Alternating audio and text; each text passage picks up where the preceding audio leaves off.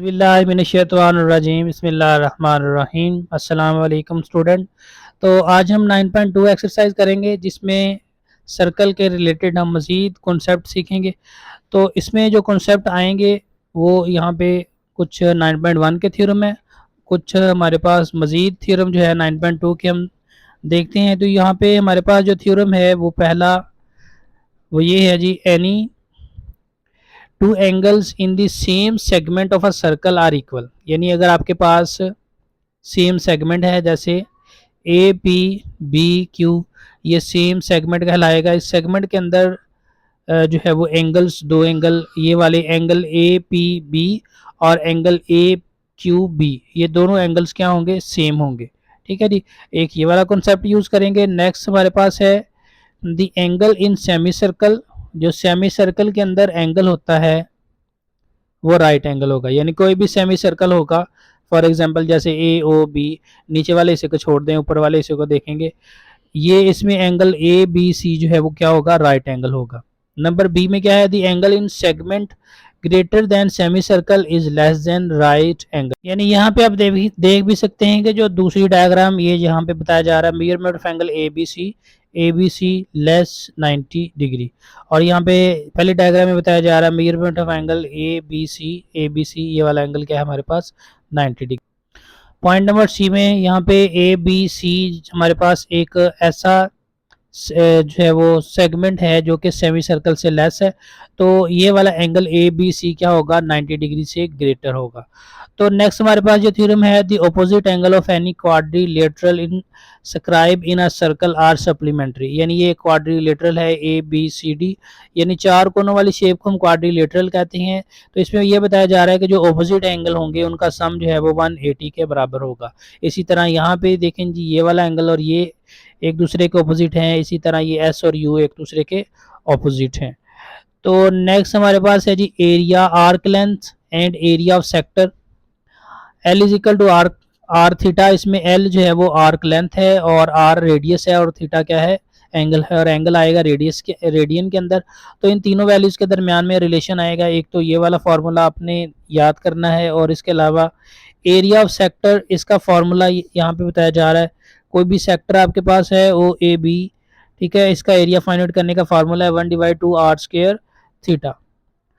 ठीक है जी, तो मज़ीद इसमें और हमारे पास कोई कंसेप्ट नहीं है। तो क्वेश्चन नंबर 1 देखें जी, यहाँ पे दिया गया A B C D are points on a circumference.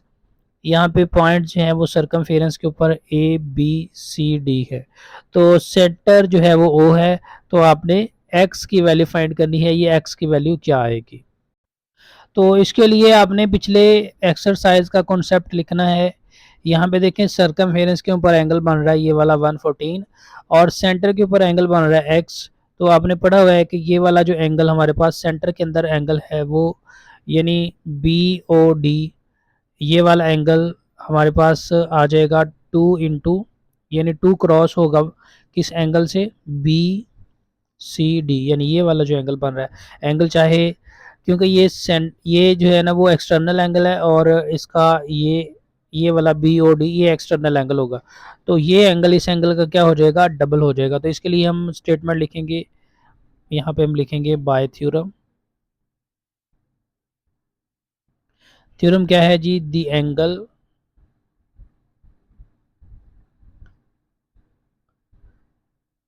Subtended by an arc at the center is twice the angle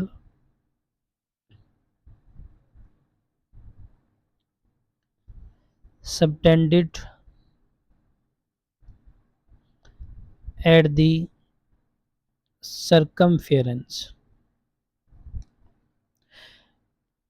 तो यानी measurement of angle B O D जो है वो आपके पास क्या आ जाएगा, measurement 2 cross measurement of angle B C D. अब बी सी डी क्या है, डायग्राम की मदद से यहाँ पे लिखेंगे, therefore measurement of angle B C D is equal to 114 this implies measurement of angle BOD is equal to 2 cross 114, multiply करेंगे तो ये हमारे पास आ जाएगा 228। This implies measurement of angle BOD जो है आपके पास क्या है, x के इक्वल है। This implies x is equal to 228 degree. तो नेक्स्ट देखें जी, क्वेश्चन नंबर आपके पास आ जाता है 2। तो क्वेश्चन नंबर 2 में बताया जा रहा है कि आपने जो है वो फाइंड करना है 3 एंगल, ये 74 डिग्री आपके पास वैल्यू दी गई है, यानी एंगल दिया गया है BDC 74 है। आपने BAC मालूम करना है, एक तो ये वाला एंगल फाइंड करना है, इसके अलावा BOC फाइंड करना है, OBC फाइंड करना है, ये वाला एंगल फाइंड करना है और ये वाला एंगल फाइंड करना है। ठीक है जी, 3 एंगल्स हमने फाइंड आउट करने हैं इसके अंदर। तो ये वाला एंगल हम थ्योरम अभी जो हम पढ़ के आए हैं कि सेम सेगमेंट के अंदर जो एंगल होते हैं वो क्या होते हैं, सेम होते हैं। यहाँ पे हम लिखेंगे as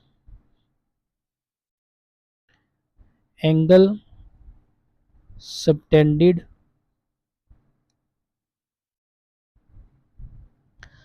by same segment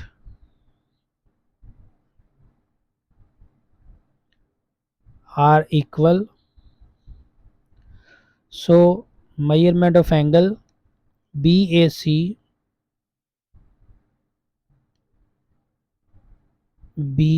is equal to measurement of angle BDC implies measurement of angle BAC is equal to 74 degree. तो एक तो ये हमारे पास एंगल आ गया।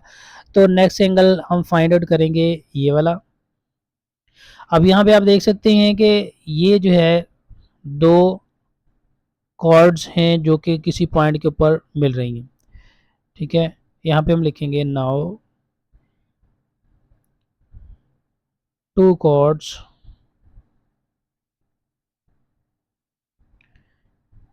meeting at a point form a right angle। so measurement of angle ABC आपके पास क्या आ जाएगा,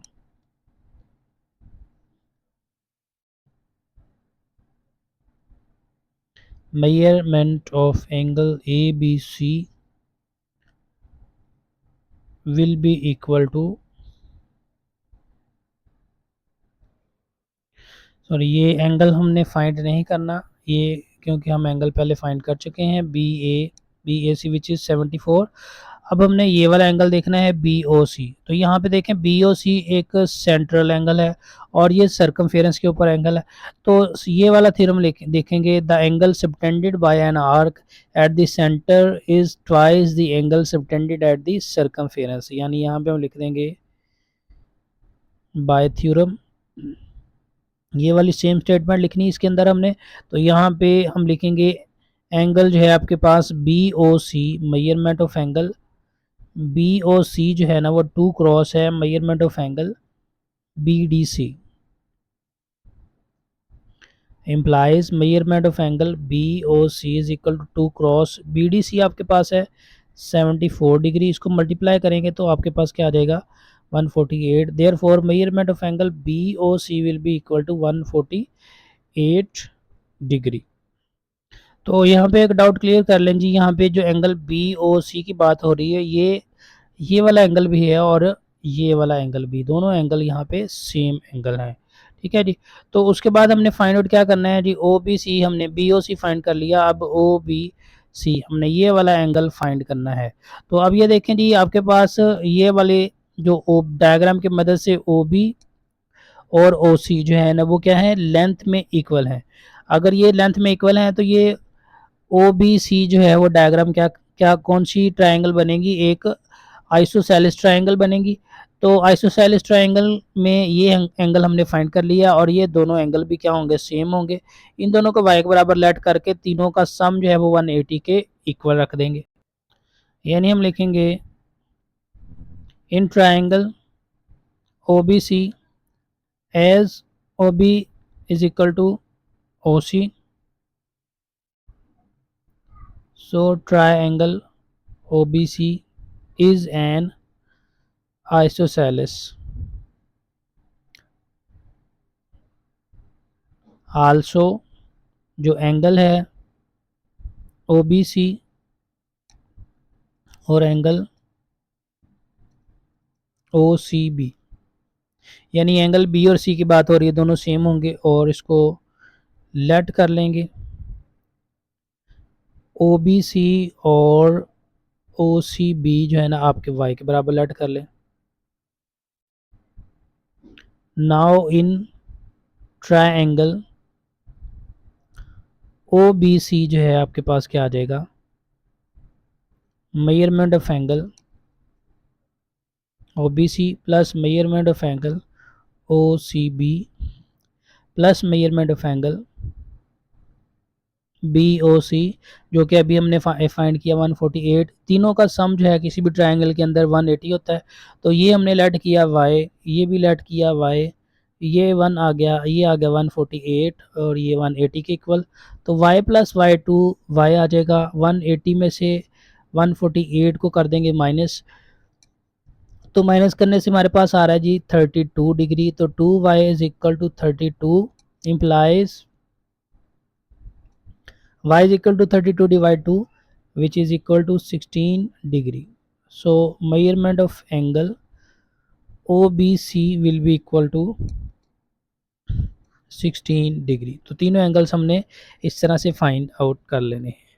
तो नेक्स्ट देखें जी, क्वेश्चन नंबर हमारे पास 3 है, एक्स और वाई फाइंड आउट करना है। ये आपके पास क्वाड्रिलेटरल है, तो ये आपके पास एक्स है, ये आपके पास क्या है जी वाई। तो यहाँ पे हम लिखेंगे एज इन क्वाड्रिलेटरल opposite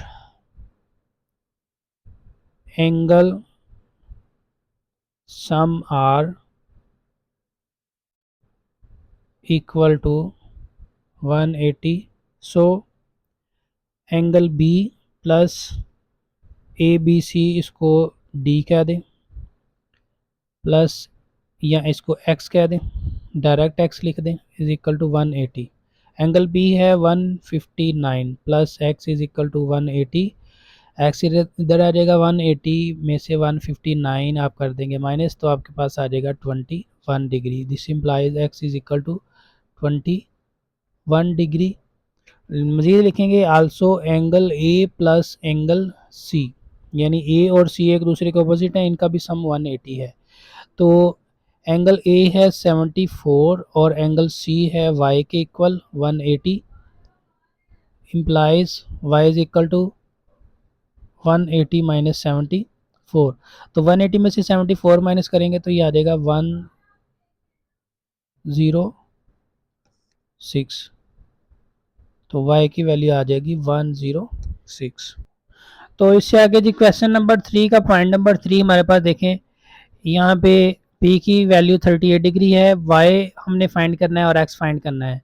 तो ये अगर आप देखें तो POQ ये एक जो है वो हमारे पास सेंटर में से गुजरने वाली लाइन है जिसको डायमीटर वाली लाइन डायमीटर कहा जाएगा। और ये जो PR और QR ये दोनों कॉर्ड्स हैं, तो ये जब दो कॉर्ड्स एक पॉइंट के ऊपर मिलती हैं तो वो क्या बनाती हैं 90 डिग्री का एंगल बनाती हैं। तो यहाँ पे हम लिखेंगे two chords meeting at a point form right angle, so y will be equal to 90 degree और x की वैल्यू हम सम ऑफ एंगल से फाइंड आउट कर लेंगे।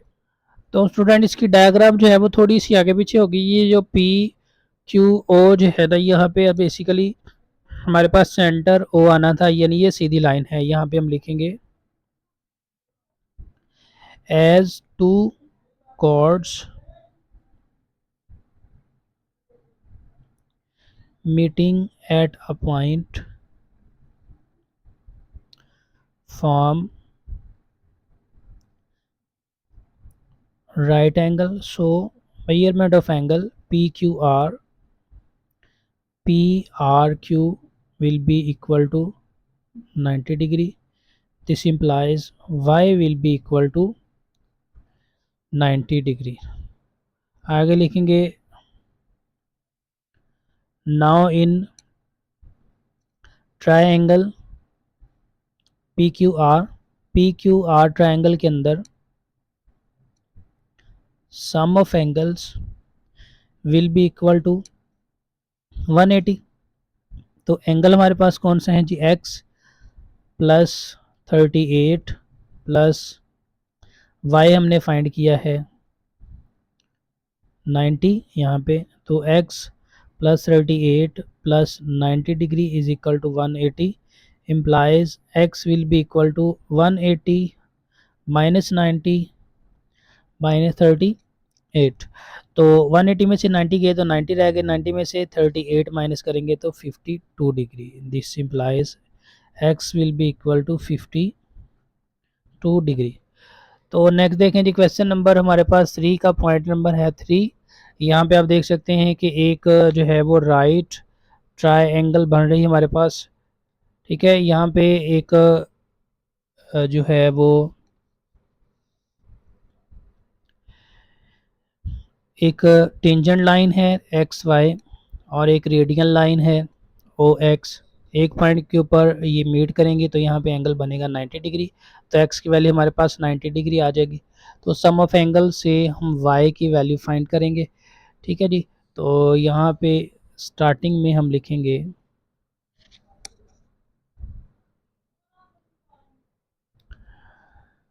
एज टेंजेंट लाइन, यहाँ पे हम लिखेंगे टेंजेंट लाइन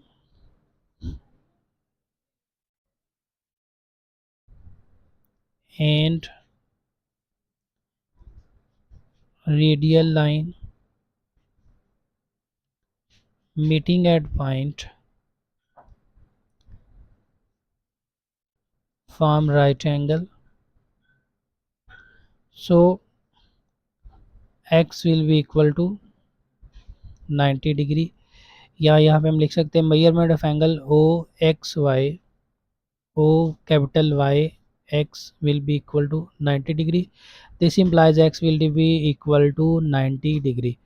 तो यहाँ पे लिख देंगे now in triangle O X Y 62 plus X plus Y is equal to 180। तो x की वैल्यू अभी हमने फाइंड की 90, 62 plus 90 plus Y is equal to 180। तो यहाँ से y की वैल्यू क्या आ जाएगी जी, 180 माइनस 90 माइनस 62। तो 180 में से 90 माइनस करेंगे तो 90 आ जाएगा, 90 में से 62 माइनस करेंगे तो 28। तो y की वैल्यू आपके पास आ जाएगी 28 डिग्री और ये x की वैल्यू आ गई। तो क्वेश्चन नंबर 4 में फाइंड करना है x। तो यहाँ पे देखें जी, ये O और C यानी ये वाली लाइन जो है आपको नज़र आ रही दरमियान वाली, ये रेडियल लाइन है। ये रेडियल लाइन और टेंजेंट ई एफ जो है वो आपस में मिलके क्या बनाएंगे, 90 का एंगल बनाएंगे। यहाँ पे हम लिखेंगे as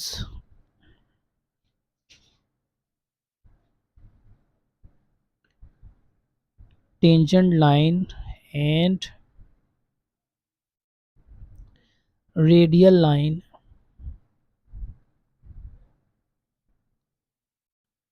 meeting at point of contact form right angle, so measurement of angle OCE, जो OCE है वो हमारे पास क्या आ जाएगा, 90 डिग्री आ जाएगा। This implies measurement of angle OCE is equal to measurement of angle OCB plus measurement of angle BCE। OCE 90 degree, BCE हमारे पास OCB का हमें नहीं पता और BCE ये 70 है। यानी 70 को 90 में से माइनस करेंगे तो मेजरमेंट ऑफ एंगल OCB आपके पास आ जाएगा 20 डिग्री। नेक्स्ट हम लिखेंगे as any two angles in the same segment of circle are equal, यानी ये दो सेगमेंट हैं नंबर 1 और 2।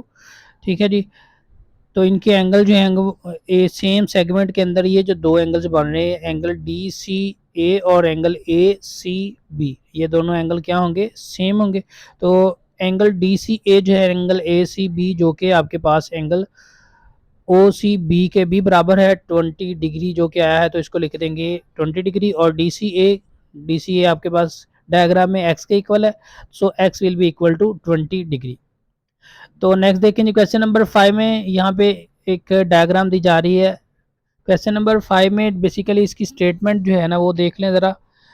तो यहाँ पे बताया जा रहा है जी, इन आ circular arch over a monument entrance, two spotlight fixtures are placed such that they each shine from two different point on the arch to the same chords PQ। यानी एक PQ कॉर्ड है, उसकी दोनों साइडों पे दो लाइट्स लगी हुई हैं और वो बेस के ऊपर उनकी लाइटें फॉलो हो रही हैं। उन दोनों का अगर एंगल जो है वन लाइट का 55 डिग्री बन रहा है, तो आपने दूसरी जो लाइट है उससे बनने वाला एंगल क्या होगा ये आपने बताना है। तो इसके सॉल्यूशन में हम लिख देंगे जी यहाँ पे एज एनी टू एंगल्स, यहाँ पे लिखेंगे एज एनी टू एंगल्स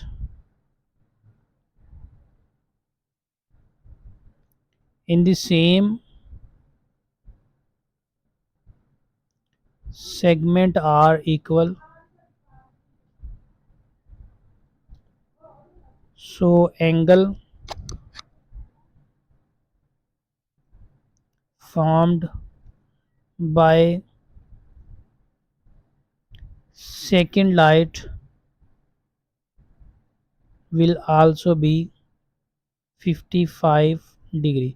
तो इसके लिए स्टूडेंट डायग्राम इतनी ज़्यादा ज़रूरी भी नहीं है, लेकिन अगर बना ली जाए तो बहुत अच्छी बात है।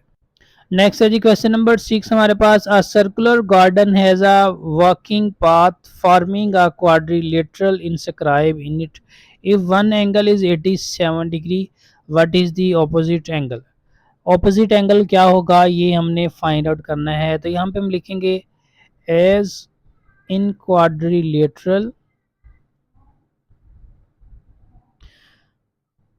opposite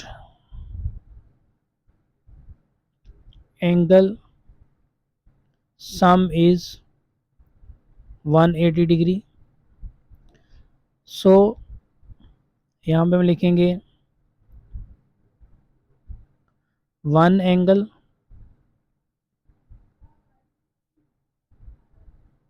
plus opposite angle is equal to 180। One angle हमारे पास है 87 और ऑपोजिट एंगल क्या होगा ये फाइंड करना है, is equal to 180। Opposite angle one will be equal to 180 minus 87। 180 में से 87 को माइनस कर देंगे तो आ जाएगा हमारे पास 93। This implies opposite angle will be equal to 93 degree. तो क्वेश्चन नंबर 7 में बताया जा रहा है जी 12 सेंटीमीटर रेडियस है और डिस्टेंस जो है वो 18 मीटर है। एंगल हमने फाइंड आउट करना है इसके अंदर, यानी कि फेरस व्हील यहाँ पे बताया जा रहा है कि फेरस व्हील है जिसका रेडियस इतना है 12 और डिस्टेंस जो है उसका आर्क लेंथ उससे बन रही है उस फेरस व्हील से, यानी ऐसे इस तरह की ये एक फेरस व्हील है, उसकी एक आर्क है, ठीक है, इतनी आर्क उसकी बन रही है 18 मीटर की और उसका जो सेंटर से जो रेडियस है वो 12 है, ठीक है जी। एस या इसको एल भी कह सकते हैं। एंगल हमने फाइंड करना है तो यहाँ पे हम लिखेंगे S L is equal to R theta. L को आप एस भी लिख सकते हैं। तो थीटा मालूम करने के लिए एल के बटे में आर चला जाएगा। This implies theta is equal to L की वैल्यू हमारे पास 18 है और आर की वैल्यू 12 है। इन दोनों को करना है हमने डिवाइड, तो डिवाइड करने से वैल्यू आ रही है 1.5। दिस इम्प्लाइज और इसका यूनिट जो है वो डिग्री एंगल का क्या होगा रेडियन, तो 1.5 रेडियन आ जाएगा। तो नेक्स्ट क्वेश्चन नंबर 8 में 2 पॉइंट से इसके थीटा आपने फाइंड करना है, एल और आर दिया गया है, इसमें भी एल और आर दिया गया है। सेम ऊपर वाले क्वेश्चन की तरह यहाँ पे आपने लिखना है as L is equal to R theta, theta is equal to L divide R. Values put कर दें, एल की वैल्यू 3, आर की value 2.2। This implies theta is equal to 3 को 2.2 से डिवाइड करेंगे तो आ जाएगा 1.36 रेडियन। इसी तरह यहाँ पे लिखेंगे as L is equal to R theta, this implies theta is equal to L divide R. Theta is equal to L की वैल्यू 5.6, आर की value 2, theta is equal to 2.8 radian.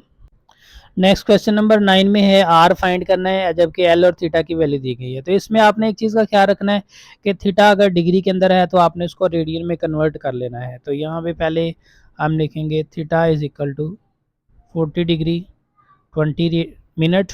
पहले इस मिनट को जो है वो डिग्री में ले जाने के लिए आपने क्या करना है, 60 से इसको करना है डिवाइड, इसके बटन में 1 लिख के होल का क्या आ जाएगा डिग्री, 40 प्लस, अब 20 को 2 से डिवाइड करेंगे तो ये वैल्यू पॉइंट में आएगी, पॉइंट में वैल्यू आपके पास आएगी 0.33, यानी आ रही है 0.33, ये डिग्री आ गई कंप्लीट।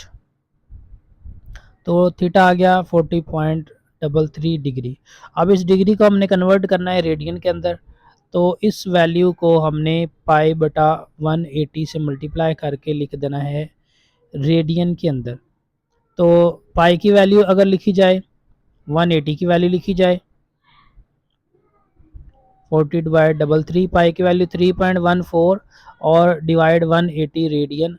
ऊपर वाली वैल्यूज को मल्टीप्लाई करके नीचे वाली वैल्यू से करें डिवाइड तो आपके पास आ जाएगा 0.704 रेडियन।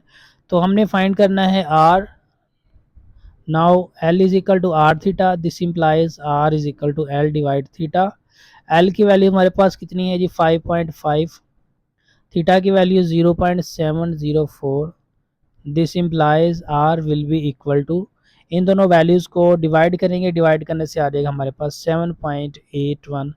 एल का यूनिट है सेंटीमीटर तो आर का यूनिट भी आ जाएगा सेंटीमीटर। नेक्स्ट पॉइंट नंबर 2 में आर की वैल्यू 13 है और थीटा जो है आपके पास है 70 डिग्री। तो यहाँ पे 70 डिग्री इसको रेडियन में कन्वर्ट करेंगे, पाई बटा 180 लिख देंगे, डिग्री की जगह पे आ जाएगा आपके पास रेडियन। तो 70 क्रॉस पाई की वैल्यू 3.14 डिवाइड 180 रेडियन। तो इन ऊपर वाली वैल्यूज को मल्टीप्लाई करके 180 से डिवाइड करेंगे तो आएगा 1.22 रेडियन। फाइंड करना है हमने इसके अंदर आर, जबकि ये वैल्यू हमारे पास स्टूडेंट दी गई है एल की। तो इसको हम लिख देंगे ये है एल, आर फाइंड करना है। यहाँ पे लिखेंगे as L is equal to R theta implies R R is equal to L divide theta. Values put कर दें, आर की वैल्यू एल है 13, थीटा अभी हमने फाइंड किया 1.22। तो इनको करें जी डिवाइड, डिवाइड करने से आ रहा है 10.64। एल का यूनिट सेंटीमीटर, आर का यूनिट भी सेंटीमीटर, तो आर आ जाएगा 10.64 सेंटीमीटर। तो नेक्स्ट है जी हमारे पास क्वेश्चन नंबर 10 में फाइंड द एरिया। आपने एक तो एल फाइंड करना है और दूसरा एरिया ऑफ सेक्टर फाइंड करना है। आर दिया गया है और थीटा की वैल्यू दी गई है। यहाँ पे आर है 1.7 सेंटीमीटर। तो स्टार्ट करते हैं जी, पहले एल फाइंड करेंगे as L is equal to R theta, this implies L will be equal to, R की वैल्यू 1.7 और थीटा है 0.25 रेडियन। मल्टीप्लाई कर देंगे तो आपके पास एल की जो वैल्यू है वो आ जाएगी 0.425 centimetre. Now area of sector will be equal to 1 divide 2 R square theta. R की वैल्यू भी दी गई है और थीटा की वैल्यू भी दी गई है। आर की वैल्यू है 1.7, इसका स्केयर आ जाएगा, थीटा की वैल्यू है 0.25। तो 1.7 का स्केयर निकालेंगे तो ये आ जाएगा 2.89, 0.25। ऊपर वाली वैल्यूज़ को मल्टीप्लाई करके 2 से करेंगे डिवाइड, तो ये हमारे पास वैल्यू आ जाएगी 0.361 सेंटीमीटर का स्केयर। नेक्स्ट क्वेश्चन नंबर 10 का पॉइंट नंबर 2 है, यहाँ पे आर और थीटा की वैल्यू दी गई है, हमने एल फाइंड करना है और एरिया फाइंड करना है। तो यहाँ पे लिखेंगे एज, बल्कि उससे पहले हमने थीटा को रेडियन में कन्वर्ट कर देना है। Theta is equal to 45 degree, इसको पाई बटा 180 से करेंगे मल्टीप्लाई, तो ये आपके पास 41 को 4 से मल्टीप्लाई करें तो 180 आता है, इसको पाई बाय 4 रेडियन इसी तरह भी लिखा जा सकता है, या डायरेक्ट इसकी वैल्यू लिख के पॉइंट्स पे भी ला सकते हैं जैसे कि पिछले पॉइंट्स में हमने लिया। तो यहाँ पे लिखेंगे as now L is equal to R theta, R की वैल्यू है 3, थीटा की वैल्यू है पाई बाय 4, और आर का यूनिट हमारे पास है सेंटीमीटर, एल का यूनिट भी आ जाएगा सेंटीमीटर। अब हमने क्या करना है, पाई की वैल्यू लिखनी है 3.14 और नीचे आ जाएगा 4, तो इसकी वैल्यू लिखेंगे, ऊपर वाली वैल्यूज़ को मल्टीप्लाई करके नीचे वाली वैल्यू से करेंगे डिवाइड, तो आ जाएगा 2.36 सेंटीमीटर, यानी एल आ गया 2.36 सेंटीमीटर। एरिया आ जाएगा 1/2 आर स्केयर थीटा, आर की वैल्यू है 3, ये आ जाएगा 3 का स्केयर, और थीटा की वैल्यू हमारे पास है जी pi by 4। This implies area is equal to 1/3, 3 का स्केयर आ गया 9, पाई की वैल्यू 3.14 डिवाइड 2, तो 9 क्रॉस 3.14 डिवाइड, ये पाई बाय 4 है, 4 को 2 से मल्टीप्लाई करें 8 आ जाएगा, तो ऊपर वाली वैल्यूज़ को मल्टीप्लाई करके नीचे वाली वैल्यू से करेंगे डिवाइड, तो आपके पास जो वैल्यू आएगी वो आ जाएगी 3.53 सेंटीमीटर का स्केयर। नेक्स्ट है जी question number 11, Usma cut a pizza of radius 4 centimetre, यानी रेडियस यहाँ पे है 14 सेंटीमीटर, इनटू इक्वल पार्ट्स, यहाँ पे लिखेंगे टोटल स्लाइड्स इसकी हैं 8, what is the area of one slide. ठीक है, यहाँ पे हमने निकालना है area of one slide.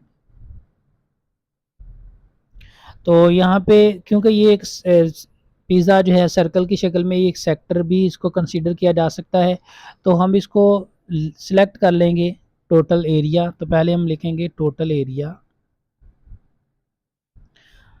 Total area हमारे पास, इसको ए लिख देंगे टोटल, फार्मूला क्योंकि सर्कल की शक्ल में आएगा, क्योंकि पिज़्ज़ा जो है वो कंप्लीट क्या होगा, सर्कुलर फॉर्म में होगा, तो ये आ जाएगा पाई आर स्केयर। यहाँ पे लिखेंगे एज पिज़्ज़ा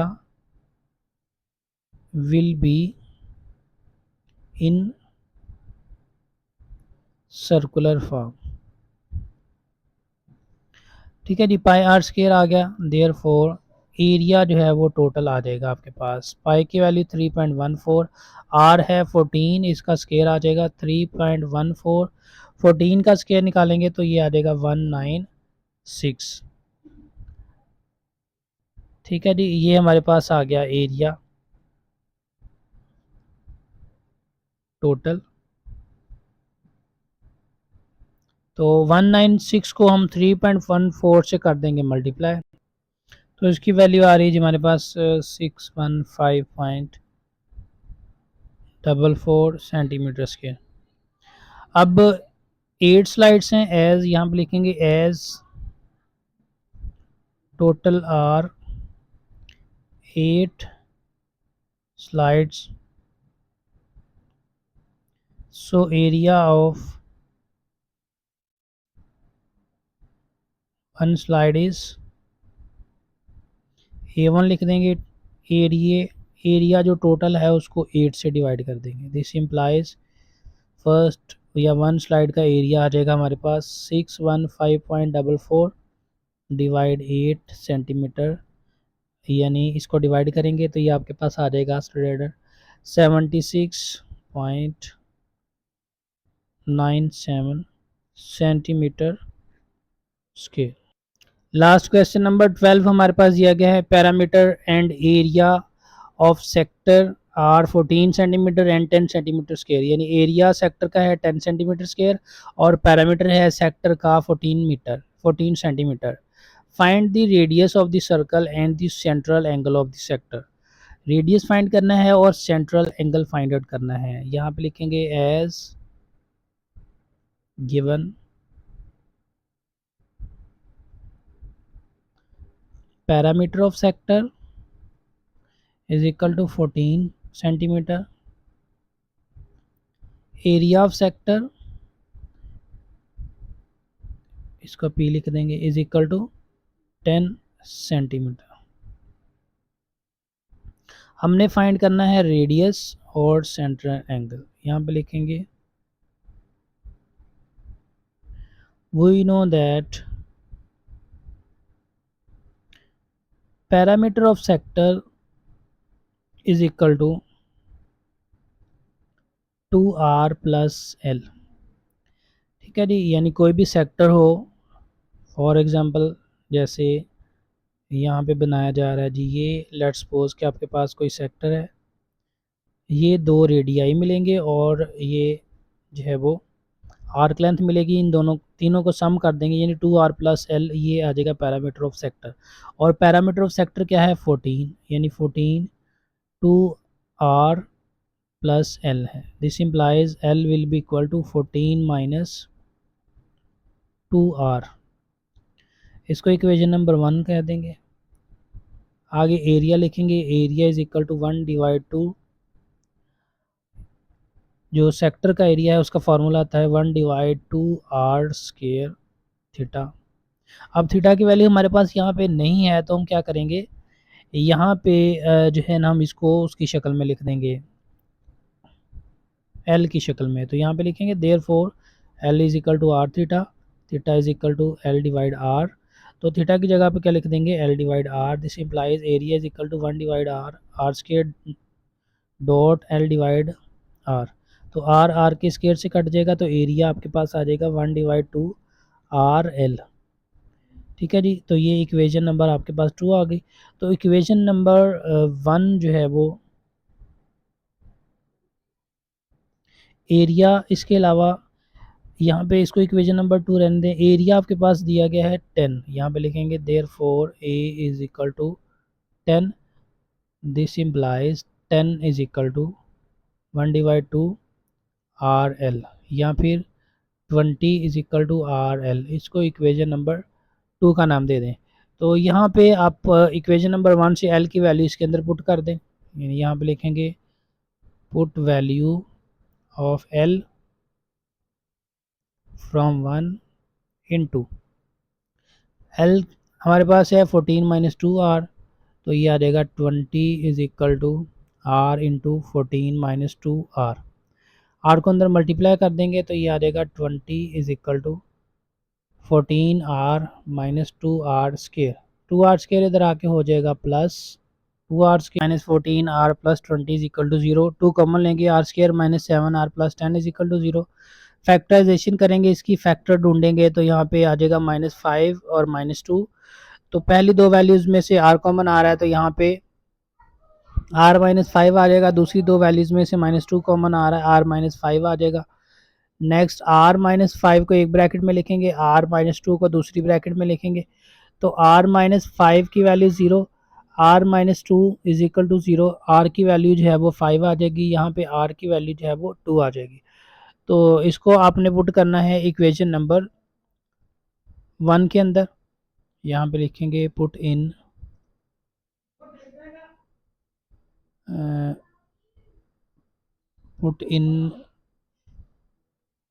एरिया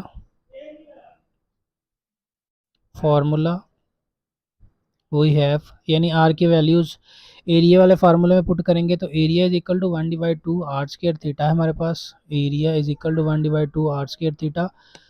तो एरिया आपको जो है वो क्वेश्चन में वैल्यू दी गई है 10, यानी एरिया की जगह पे 10 आ जाएगा, इज इक्वल टू 1/2 आर हमने 5 पुट कर देना, 5 का स्क्वायर थीटा आ जाएगा। यहाँ से 10 इज इक्वल टू 1/2, यहाँ पे है 2 का स्क्वायर थीटा, 2 मल्टीप्लाई होगा 10 से, और 5 का स्क्वायर 25 इधर आ जाएगा और थीटा की वैल्यू आ जाएगी।